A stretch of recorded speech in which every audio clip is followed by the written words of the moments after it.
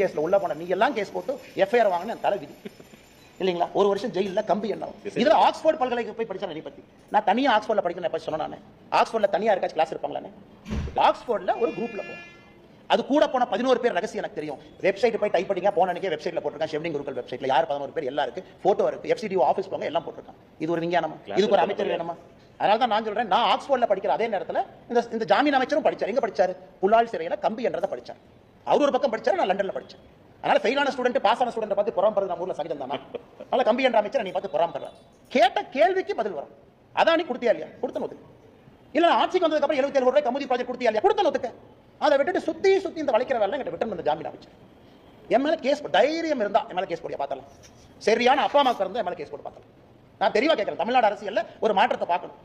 ஜெயிலில் இருக்கிற அமைச்சர் சொல்ற அளவுக்கு அரசியல் அந்த அளவுக்கு மோசமாயிருச்சு. சரியான ஆள் அந்த பொடியா பார்த்தலாம். நீ போடு கேட்க நான் பாத்துறேன். நீ எங்க கூட்டி போவேன் பாத்துறேன். கூட்டி போடு.